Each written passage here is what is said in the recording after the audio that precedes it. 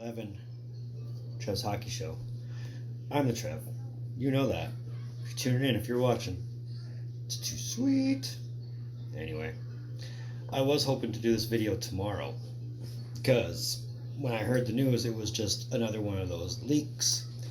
But NHL.com confirmed it, so it's like, okay, doing a video today.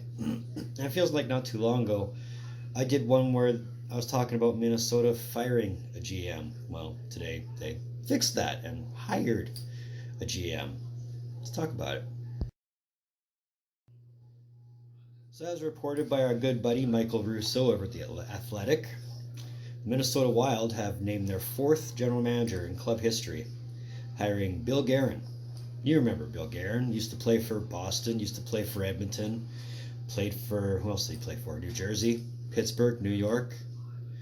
Yeah, that guy, as the GM for the Minnesota Wild. He comes in with 5 years of experience as an assistant GM behind Jim Rutherford in Pittsburgh.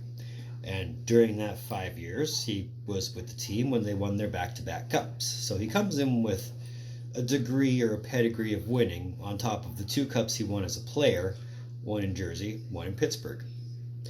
But for the past 2 years, he was also the GM for their farm club down in Wilkes-Barre, Scranton. So he kind of has some experience behind him when it comes to how to run a team. Hopefully he runs it better than Fenton does.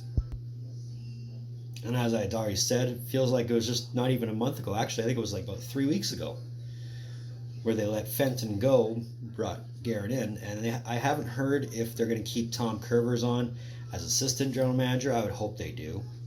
Because, I mean, why not? He's only the interim, right? But here's what's in store for Bill Guerin. I'm sure first on his list, he's got to get that culture back in Minnesota.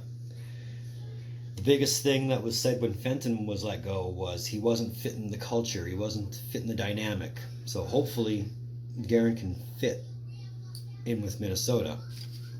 He's still got $9.4 million left in cap space before the regular season starts, and he's got 2 major RFAs still to sign. That's Kevin Fiala and Joel Eriksson-Ek. Now, I don't imagine they're going to need significant contracts, but they are going to need to get signed. And I'm not saying they're the be-all, end-all of the team, but having those 2 guys signed, even to bridge deals, isn't going to hurt. But on top of that, there's more. Some of the problems Guerin has to look at. Minnesota still needs consistent scoring. Sure, signing Zuccarello might help curb that, but Zuccarello can't be it. There has to be more in there.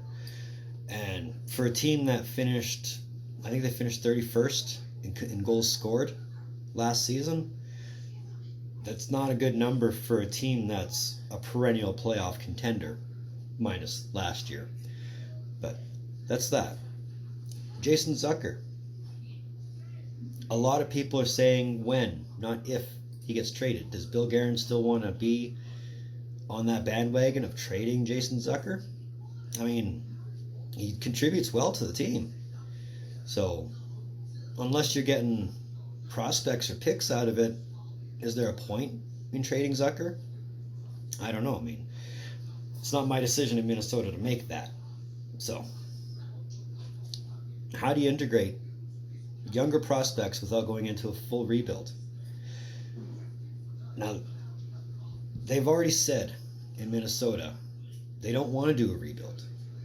But the thing that they need to realize, in the game of hockey, rebuilds are always inevitable. They will happen.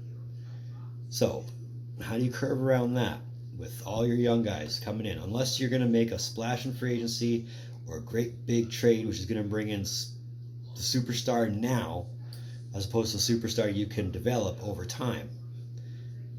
How is that done? You know, and I'm not saying Bill Guerin has his work cut out for him, but Bill Guerin kind of has his work cut out for him. So, we'll see how things go for him in the 1920 season. I mean, day 1 is tomorrow. You know, they've already said that there's going to be a presser tomorrow, and I was hoping they would have at least held off the announcement of this coming till tomorrow. That way I could give you a better thumbnail picture, but it is what it is, right? So, out of my control. That was episode 11, Trev's Hockey Show.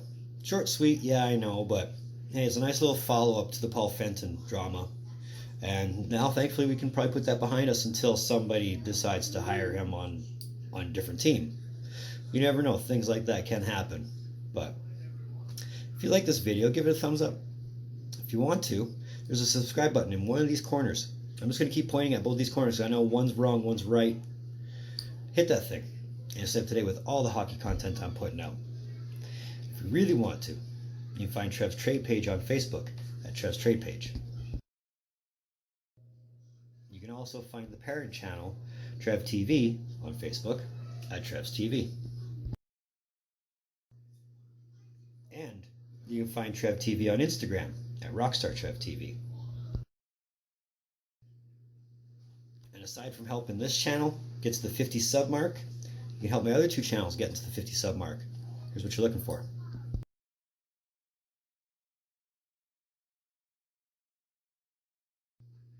So going forward, I've got one more video I'm thinking of doing right after this one.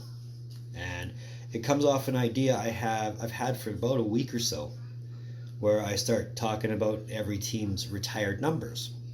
I don't know if there's any other YouTube hockey channels that are thinking or have done that. So if not, then hey, it pleases me to be the first.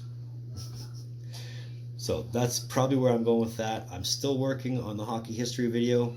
Actually, there's how many notes I have to sift through. But aside from that, I've got about 5 more hockey history idea videos lined right up. Maybe 6.